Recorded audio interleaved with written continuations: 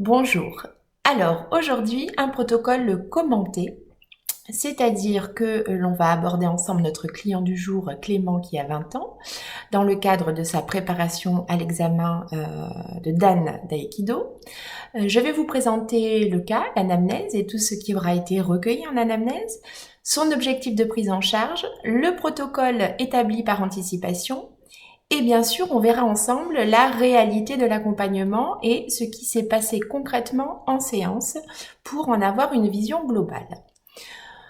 Donc, recueilli à l'anamnèse. Clément a 20 ans, il vient en séance de sophrologie pour trouver un moyen de gérer son stress dans le cadre de son passage de grade en Aïkido. Il explique avoir complètement raté ce passage l'année dernière et appréhende celui à venir, alors qu'il a vraiment envie de le réussir. En effet, à l'examen grade de juin, quelques minutes avant de passer devant le jury, il a ressenti des tremblements dans tout le corps et particulièrement dans ses mains, comme s'il avait froid, le cœur qui battait vite et une sensation de chercher l'air, et ses bras étaient raides. L'astuce des guillemets permet de reprendre spécifiquement ce que le client nous a verbalisé, c'est-à-dire reprendre ces mots pour que le relecteur n'ait pas l'impression qu'il soit issu de votre interprétation. Il a eu l'impression de tout oublier, comme s'il était à côté de lui-même, spectateur de son épreuve. Il explique qu'il ne voyait pas ses parents et ses sœurs venus le voir dans le public. Au cours de l'examen lui-même, il nous dit qu'il a été incapable de se souvenir des techniques demandées. Cela lui a paru durer une éternité, alors que l'examen en lui-même durait 10 minutes environ. Son prochain passage est prévu dans 3 mois. Il veut se faire confiance et être présent durant cet examen pour envisager de devenir moniteur dans son club. En effet, Clément est passionné par cette discipline japonaise qu'il a commencé à l'âge de 6 ans. Il a obtenu sa ceinture noire premier dan à 15 ans et le passage deuxième dan est pour lui une suite logique à sa progression dans cette discipline. Cela lui tient à cœur car il pourra commencer à enseigner aux enfants dans son club. Il aime son club et se sent bien dans le dojo où il s'entraîne. Alors, petite parenthèse, dans un cas comme celui-ci, nul besoin d'être champion d'aïkido soi-même pour accompagner son client. Ce qui va être particulièrement intéressant, c'est justement de prendre le temps à l'anamnèse principale, mais aussi aux suivantes, de comprendre ce qui l'anime, ce qu'il ressent, comment il vit son sport pour pouvoir l'accompagner lui spécifiquement. Bien évidemment, quelques recherches sur l'aïkido, sur pourquoi pas les liens qu'on va pouvoir faire entre certains mouvements, certains katas et nos relaxations dynamiques pour mettre du lien et du sens dans l'accompagnement, sera toujours un plus. Je referme la parenthèse. Cette discipline lui a appris beaucoup au niveau des sensations corporelles par l'apprentissage des mouvements, des exercices de préparation mentale nécessaires à l'aïkido. Clément est étudiant en 2e année pour devenir infirmier. Ses études se déroulent vraiment bien. Il a choisi ce métier quand il est rentré au lycée. Il a réussi brillamment le concours d'entrée à l'école, donc d'infirmier, et ce fut pour lui un grand moment, encore plus que la réussite au bac. Clément vit chez ses parents. Il est l'aîné d'une fratrie de 3 enfants, donc l'aîné de 2 sœurs, avec qui il s'entend bien. Son papa est anesthésiste et sa maman est infirmière elle-même. Il se sent bien dans son environnement familial. Clément aime les jeux vidéo, donc FIFA 2019 qui est un jeu de football si je me rappelle bien, et les mangas. Alors, intéressant aussi par rapport au manga puisqu'il est fan du manga Dragon Ball Z, qui est finalement un personnage qui autogénère des super pouvoirs en se concentrant et qu'il est capable de faire ressortir de lui-même pour finalement impacter et les faire rejaillir sur les autres. Donc c'est plutôt un manga spécifique pour Clément puisque y a un parallèle possible avec les arts martiaux. Il y a cette idée d'énergie autogénérée, autogénérable à dessein qui peut servir au personnage. Pas mal d'analogies intéressantes. N'hésitez pas à questionner vos clients sur ce qui les passionne. Ça ne pourra soit dans un cas que vous rapprocher d'eux dans leur compréhension, et pouvoir ne rien en faire, mais en tous les cas le savoir, soit effectivement vous permettre de temps en temps pouvoir faire du lien avec la créativité dans vos séances pour qu'elles soient complètement spécifiques et personnalisées pour vos clients. Il aime aussi jouer de la guitare et sortir avec ses amis et les membres du groupe. Il n'a pas de problème de santé ni de traitement, son sommeil est excellent, sauf la veille d'un examen où il cogite et il s'endort tard. L'objectif général de Clément est donc je veux gérer mon stress et me faire confiance pour passer mon examen d'âne dans 3 mois et envisager le monitorat. Nombre de séances prévues, donc dans le protocole établi par anticipation, 11 séances sont construites. Durée de ces séances, 1 heure à 1 semaine d'intervalle. Le tout premier objectif intermédiaire, incontournable, qui va être se détendre pour lâcher prise. Partant du principe que Clément se dit déconnecté de son corps durant l'examen et qu'il découvre la sophrologie dont le lâcher prise est le point de départ, on va commencer en séance 1 à travailler à l'accès justement à l'état de détente physique et mentale. Comment ? Par une induction physique, DRD, alors pompage des épaules et polichinelle, pour relâcher les tensions, puis une lecture corporelle pour développer l'intégration de son schéma corporel. En induction mentale, une visualisation, vivance dans un lieu agréable. Là, l'idée au moment de la construction de ce protocole, c'était peut-être par rapport aux éléments recueillis, le dojo de son club. Pour la détente mentale, et bien sûr, tendre lâcher prise. Petit rappel des plus importants,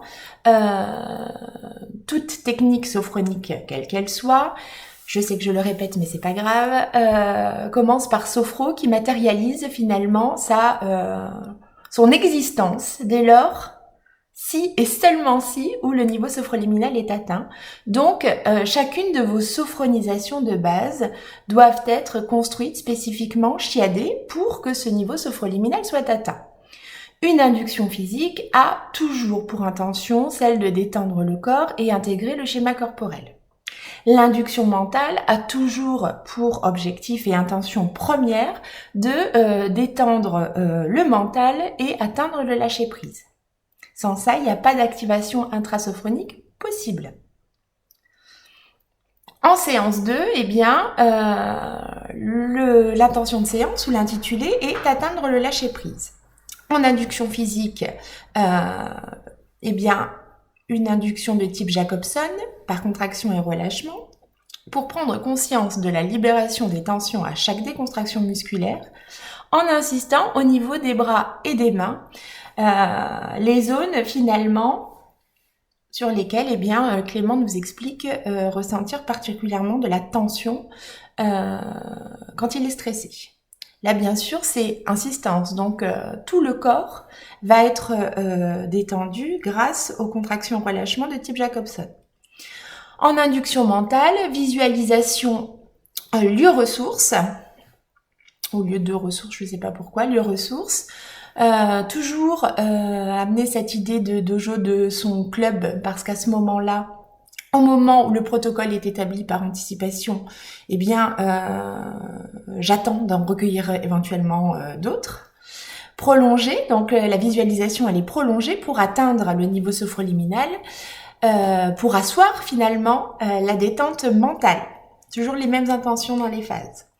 Séance 3, renforcer le lâcher-prise avec une induction physique par focalisation de la conscience sur les parties du corps en partant de son centre, comme étant le centre profond des émotions, source d'énergie pour permettre à Clément de se concentrer sur la détente qui s'installe. Là, il s'agit finalement d'une induction chargée de détendre son corps tout entier en partant du centre du corps et en rayonnant sur l'extérieur. Induction mentale, visualisation d'un moment à jouer ensemble dans son groupe de musique où la batterie prend un rythme calme. Le rythme de la batterie bat calme et fort, comme finalement son rythme cardiaque qui s'apaise. Tout ceci pour détendre le mental et renforcer l'atteinte du lâcher-prise. On l'atteint, on le renforce. Évaluation de cet objectif intermédiaire 1. S'est-il reconnecté à ses sensations, à ses ressentis? S'est-il détendu physiquement, mentalement? Clément a-t-il lâché prise? Son lieu ressource lui a-t-il apporté de la sérénité, du ressourcement, de l'apaisement?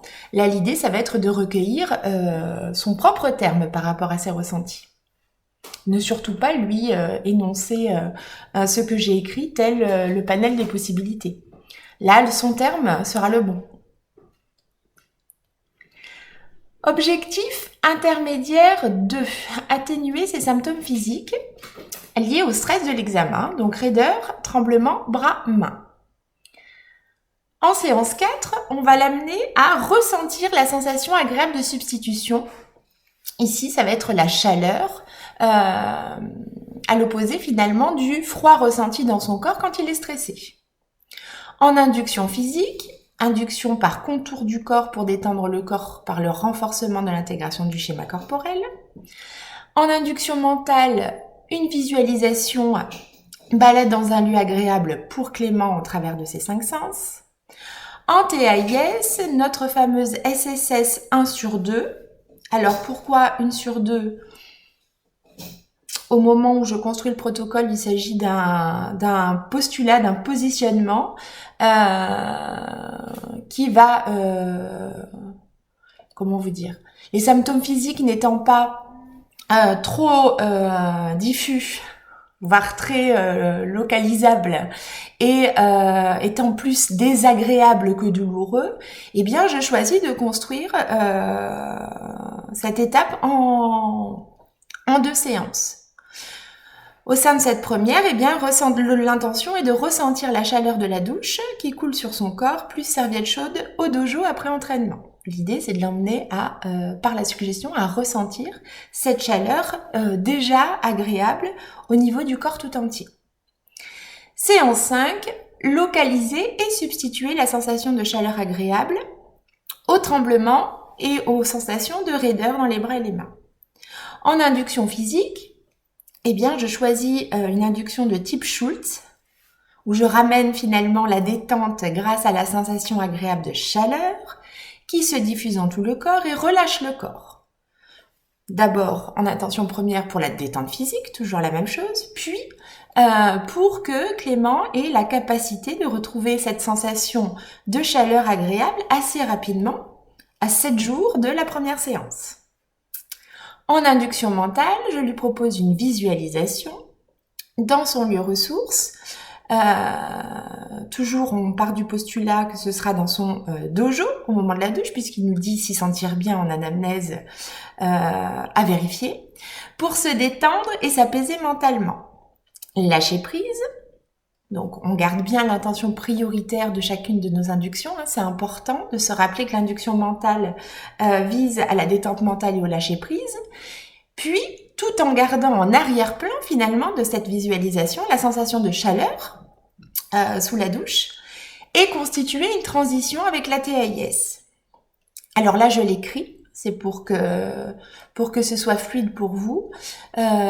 À partir de lâcher prise, derrière, on n'est pas obligé de préciser tout ce que j'ai écrit pour que la transition se fasse naturellement. TAIS 2 sur 2, SSS 2 sur 2, localisation par la suggestion de la sensation agréable de chaleur au niveau des bras et des mains, puis substitution à toute autre sensation en présence. Voilà pour la SSS, évaluation de l'objectif intermédiaire 2, à quel point la chaleur a été bienfaisante pour Clément, à quel point constitue-t-elle un pansement capable de l'apaiser localement. La formulation en à quel point permet de partir du principe que c'est au moins un petit peu. Vu que notre questionnement au moment du dialogue post-sophronique et de notre évaluation se doit d'être dans un principe d'action positive, et bien effectivement, attention à vos formulations qui vont permettre une appréhension plutôt d'un point de vue positif aussi de ce qui s'est passé en séance. C'est au moins un petit peu. On avance dans un protocole. Si on prévoit dès le départ du protocole de tout renforcer à chaque étape de construction, eh bien on s'engagera sur des protocoles non pas de 8 à 12 séances, mais de 16 à 24. Donc on avance progressivement, un petit peu à chaque fois, un petit peu plus loin à chaque fois et un petit peu plus solidement à chaque fois. Et ça doit pouvoir finalement se percevoir dans notre capacité à évaluer et à formuler positivement. En objectif intermédiaire 3, on lui propose finalement de retrouver confiance en lui. Le besoin, la ressource verbalisée dans son objectif SMART, dans son objectif général de prise en charge. En séance 6, eh bien, retrouver la confiance en soi.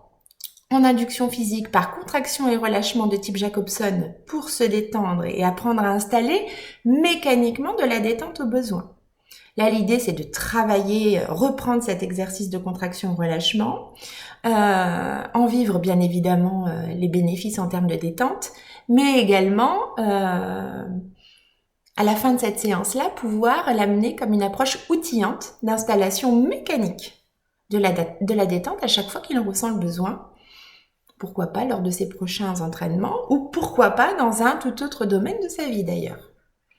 En induction mentale, par un souvenir agréable, les années lycée par exemple, dans le sens où en anamnèse générale, il nous a déjà verbalisé cette période de sa vie comme plutôt très positive. En TAIS, visualisation des résultats du concours d'infirmier avec ancrage de confiance, état interne de confiance associé à un geste kinesthésique. Alors un geste, je pense qu'il est forcément kinesthésique, vu en amont, c'est-à-dire que on va l'amener par la suggestion à revivre le jour, le moment où il a eu les résultats du concours pour entrer à l'école d'infirmier, pour faire renaître finalement, grâce à ces 5 sens, toutes ces perceptions et surtout faire renaître l'émotion confiance que l'on va pouvoir associer à un geste, un mot, une couleur, ici un geste, et poser l'ancrage. C'est vraiment faire renaître l'émotion, choisir le stimuli et pouvoir les associer pour qu'à chaque fois qu'il reproduise son geste, eh bien, il soit capable de réactiver, faire renaître et revivre pleinement cette confiance en lui. Ensuite, on va tester l'encre dans une situation annexe à celle de l'objectif. Si finalement on lui fait vivre son passage de grade maintenant, à la séance 6 de ce protocole, grâce à cette confiance tout juste ancrée, et que finalement, eh bien, il la ressent suffisamment pour se projeter dans un passage de Dan confiant et pleinement positif, le protocole pourrait s'arrêter ici. Là, l'idée, c'est d'amener encore cette notion de travail progressif jusqu'à l'atteinte de son objectif. A priori, entre l'ancrage et la finalité de l'objectif, il nous manque encore des étapes de travail à détailler et à appréhender complètement progressivement. En séance 7, on lui propose de retrouver confiance cette fois-ci, mais en sa mémoire et en ses apprentissages. Séance 6, se faire confiance. Séance 7, faire confiance en lui, mais dans une dimension un petit peu plus différente, c'est-à-dire de tout ce qu'il a pu apprendre, engranger, emmagasiner depuis toutes ces années de pratique. Tout ça pourquoi ? Parce qu'il nous verbalise à l'anamnèse générale qu'il a l'impression, au moment du passage de Dan, eh bien, de tout oublier. En induction physique, eh bien, on va lui proposer un scan corporel pour détendre le corps. En induction mentale, une visualisation un petit peu spécifique, c'est-à-dire que Clément est à la bibliothèque municipale connectée par ses 5 sens. Pour détendre son mental et lâcher prise, on aurait pu le remettre avec suggestion que chaque livre de sa mémoire est disponible et accessible à n'importe quel moment, en libre accès pour se détendre mentalement et lâcher prise. Rien d'autre. En TAIS, eh bien, on va lui proposer une dissociation qui est quand même spécifique aux sportifs et de l'ordre de la préparation mentale. C'est-à-dire que dans un premier temps, Clément est dans les gradins. Il observe, il est spectateur, ce qui lui permet de modéliser tous les mouvements et enchaînements revus pendant un examen blanc du deuxième dan dans son dojo. Il se voit les exécuter parfaitement. Donc il peut décomposer le mouvement, s'appréhender de face, de dessus, de derrière. Vraiment, on est presque dans une approche de l'objet neutre, mais complètement spécifique aux sportifs et à sa nécessité aussi de pouvoir décomposer en termes d'image le mouvement propice à une certaine notion de performance en termes de reproduction. Puis, dans un deuxième temps, en réassociation, Clément se lève et va sur le tatami, réactive, donc là par la suggestion, on l'amène à réactiver son ancrage, se reconnecter pleinement à sa ressource confiance et fait confiance à ses acquisitions, finalement celles qu'il vient de retrouver dans la bibliothèque de ses souvenirs, sa mémoire pour reproduire ce qu'il vient d'observer, serein, calme et confiant. Premier temps, il observe, il modélise. Deuxième temps, réassocié, il est capable de reproduire ce qu'il a observé. En évaluation de cet objectif intermédiaire 3, on va finalement s'atteler à savoir à quel point Clément s'est reconnecté à sa ressource confiance. D'une semaine sur l'autre, donc ça on va pouvoir évaluer après la fin de la séance 7, ou en début de séance 7 au moins, est-ce qu'il se reconnecte facilement? Est-ce qu'il réactive facilement son ancrage?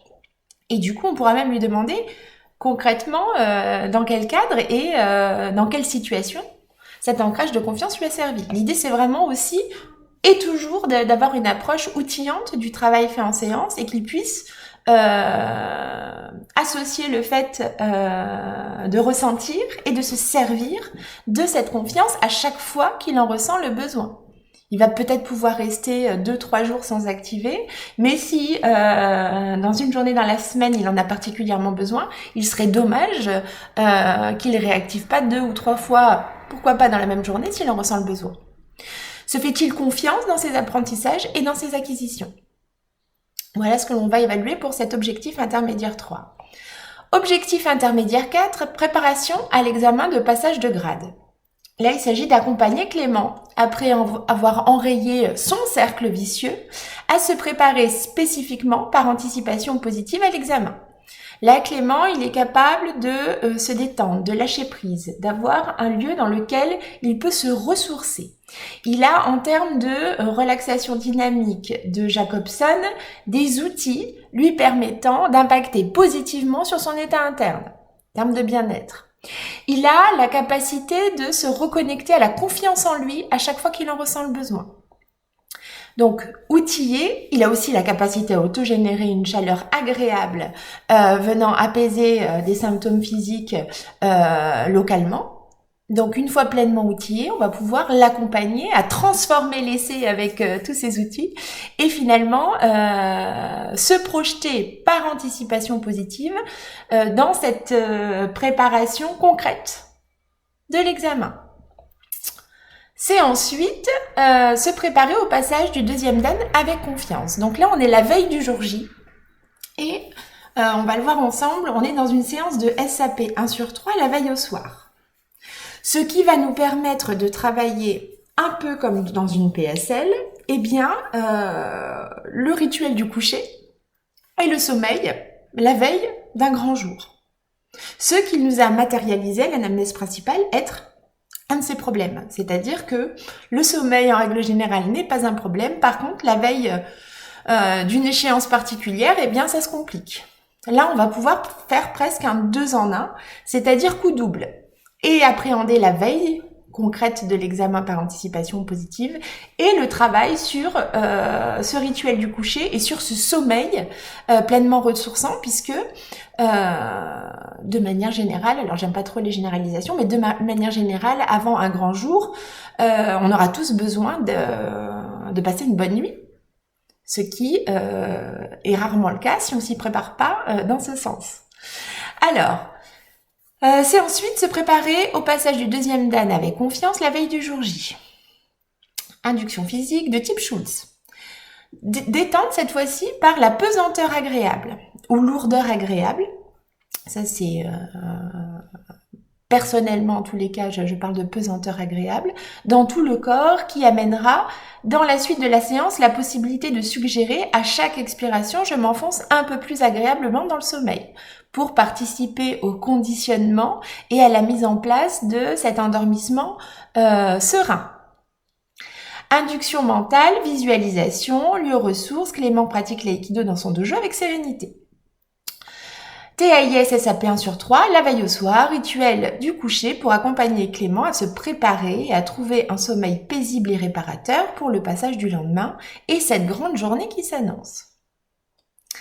Séance 9, se préparer au passage du deuxième dan avec confiance, 2 points, le matin du jour J.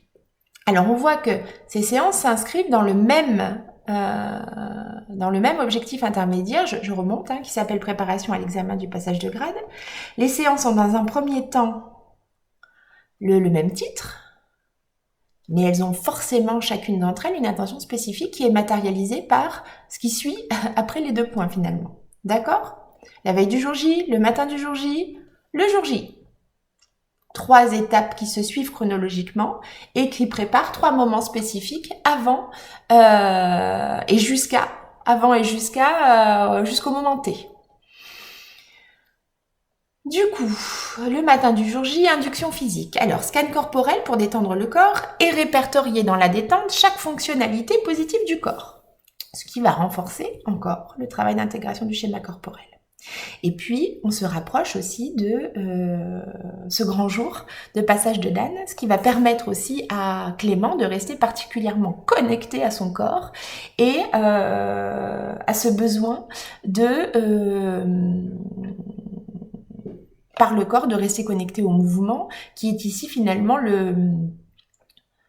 tout le nœud gordien, tout l'intérêt, tout le principe même du passage de Dan. Ça passe par le corps, par les mouvements et par la capacité à répéter des mouvements attendus spécifiquement. En induction mentale, visualisation balade avec ses amis par ses 5 sens. En TAIS, SAP 2 sur 3, le matin du passage, quand il entre dans le dojo de l'examen, il peut ressentir la confiance en foulant le tatami, l'occasion de réactiver et réactiver encore. En la réactivant, il se sent reposé d'avoir bien dormi, il voit ses parents dans les gradins, il est prêt et confiant. En séance 10, se préparer au passage du deuxième dan avec confiance le jour J. En induction physique, on est sur une induction de type Schultz, chaleur agréable, que Clément connaît. Donc Clément, l'idée est que Clément s'en serve finalement déjà pour apaiser localement tous ces symptômes désagréables. Là, c'est de l'amener de manière apaisante pour le corps tout entier et la détente physique. En induction mentale, métaphore du petit soleil d'énergie qui part de sa région ombilicale, grandit et vient se diffuser partout dans son corps. Là, c'est la deuxième étape, ou la deuxième induction mentale dans laquelle finalement on reprend l'idée de son super-héros qui autogénère des super-pouvoirs au niveau du ventre, au niveau de la zone ombilicale, qui va être ici propice à la détente mentale et au lâcher-prise. On reste dans son univers finalement. En TAIS, SAP 3 sur 3, son passage commence. Il réactive son ancrage de confiance, il est prêt. Il accède facilement à la bibliothèque de sa mémoire. Son rythme cardiaque est stable et calme. Il a pleine conscience de son corps et du temps qui passe. Il est connecté et aligné. Il est serein et a juste à reproduire ce qu'il sait parfaitement faire. Finalement, cette séance 10 est comme une répétition générale par anticipation positive de cet événement, il y a pas mal de séances maintenant, et était appréhendé comme anxiogène. Là, c'est lui faire prendre conscience qu'il est outillé, qu'il est prêt et qu'il est capable d'impacter en parfaite autonomie sur ces instants qu'il est en train de vivre d'ailleurs, qu'il s'apprête à vivre ou qu'il est en train de vivre, complètement connecté, aligné à 100% de ses potentialités, de ses ressources. En séance 11, eh bien, on va l'accompagner à envisager le monitorat en toute sérénité et confiance. En induction physique, eh bien, on va travailler, on va commencer par DRD, karaté et 5 sens, pour cette fois-ci amener une notion de concentration et continuer la détente physique par un contour du corps. En induction mentale, visualisation du chemin de l'atteinte de ses objectifs sur lequel il a déjà bien avancé. Alors on est un petit peu dans une visualisation presque métaphorique, pour détendre le mental et lâcher prise et rester focus sur son objectif qui prend l'image mentale de son choix. Il sera intéressant de lui demander au DPS quelle forme a pris finalement son objectif. Ou pas, hein. En tous les cas, voilà, on verra tout à l'heure que moi je vais demander. Sophrofuturisation positive, eh bien Clément est fier de lui et de tout ce qu'il a su et pu engager pour lui et son objectif. Il entrevoit ses prises de décision, ses choix, ses actes pleinement menés, confiant ou en confiance. Acteur de sa vie, acteur principal de sa vie. Il sait que le monitorat est possible et accessible s'il continue à avancer solidement en utilisant ses outils. Il peut déjà, d'ailleurs, donc parce qu'on est dans une sophrofuturisation, il peut déjà concrètement voir son nom sur son certificat de moniteur d'aïkido obtenu, et peut-être même qu'il est en train de l'accrocher au mur. Bien évidemment, la seule partie sur le certificat qui va rester un petit peu floue, c'est la date. Il n'a absolument pas accès à la date puisque on le projette dans une temporalité qui est imprécise, qui peut être à court terme, moyen terme ou à long terme. L'idée étant qu'il continue à rester connecté à 100% à lui-même et à utiliser ses outils à chaque fois qu'il en ressent le besoin, autonome, dans son bien-être, mieux-être. Évaluation de l'objectif intermédiaire 4, comment Clément appréhende-t-il l'examen ?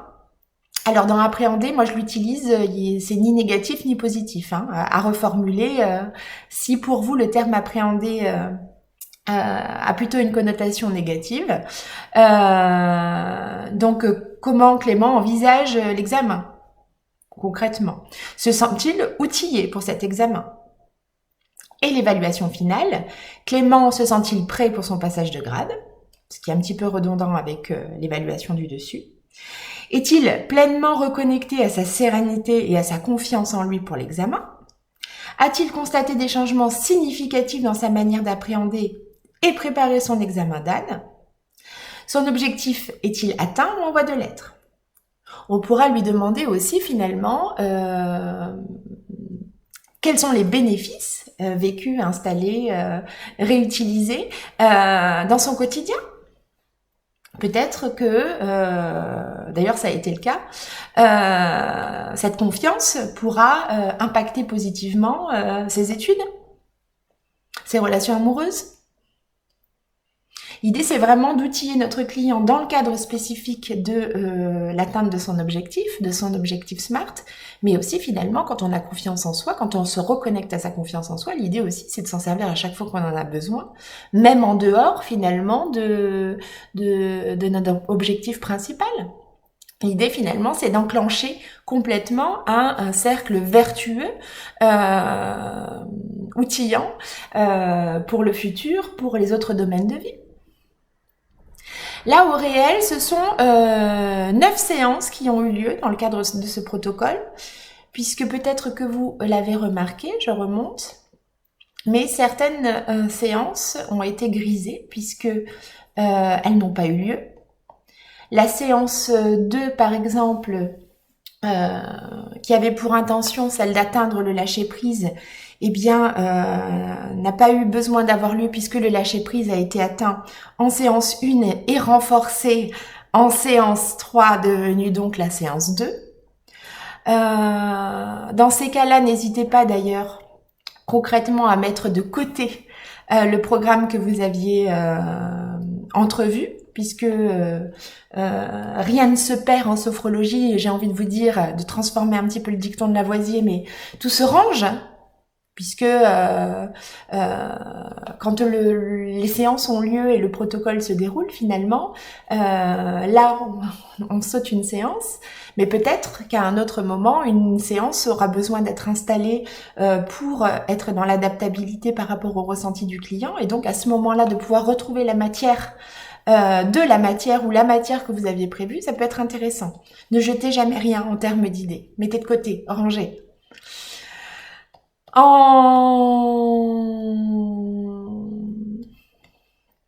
Au niveau des modifications, je suis en train de regarder. On a eu aussi la séance. Donc une séance en moins pour lâcher prise.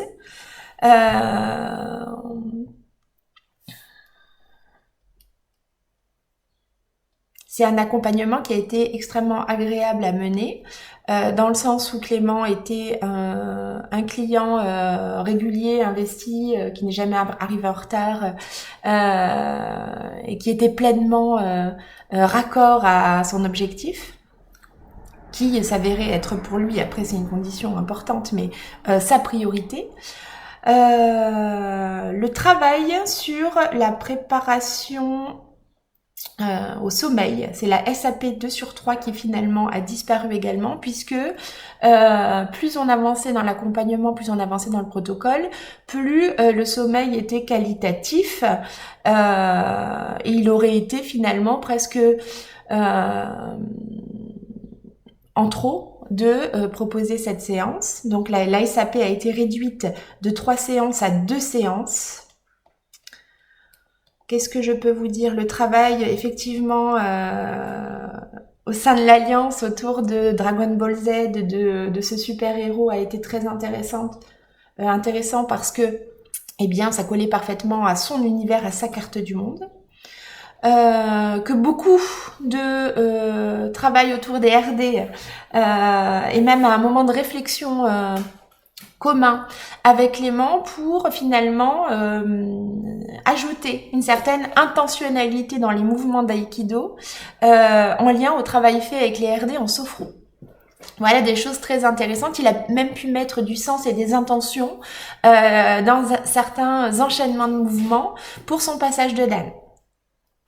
Il y avait une approche corporelle, dynamique corporelle, complètement raccord avec aussi cet accompagnement en sophro.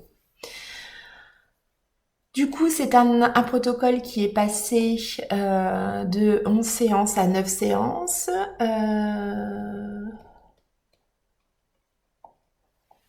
Voilà, je pense que j'ai fait le tour de l'approche. Il n'y a pas eu de grands changements en termes de détails de séance. Oui, si, important. Dans tout ce protocole, il y a un seul audio qui a été fourni, qui est celui finalement du renforcement du travail autour de la chaleur agréable, puisque j'ai maintenu cette approche en 2 séances, donc entre la séance, c'est pour ça que je remontais, entre la séance 4 et la séance 5, eh bien, un audio de séance autour de cette chaleur agréable à travailler et à renforcer en autonomie ce travail-là a été fait par un audio. Attention aux audios que des fois vous proposez un petit peu systématiquement en tâche interséance, l'écoute de l'audio en lien au travail effectué en séance. On n'enregistre pas nos séances avec notre client, puisque si on a proposé des négations, si une suggestion n'était pas adaptée, eh bien le client va finalement l'écouter en boucle toute la semaine. Et donc, ce serait presque contre-productif avec l'intention principale de ce travail de renforcement par audio. Et en plus, ne nous mentons pas, eh bien ça devient vite une usine à gaz. Là, on voit que concrètement, Clément est venu pour 9 séances, ce qui aurait constitué 9 audios à faire en dehors des temps d'accompagnement. Et eh bien quand vous aurez bon nombre de clients par semaine, ce que je vous souhaite, ça va vite devenir une usine à gaz. Donc essayez de tabler sur 1-2 audios maximum fournis en tâches interséances et donc enregistrés entre 2 séances pour votre client, puisque sinon ça va être techniquement compliqué à suivre et à produire. Voilà pour aujourd'hui, je vous remercie de toute votre attention, j'espère avoir été claire. Mais je vous dis au plaisir. Au revoir.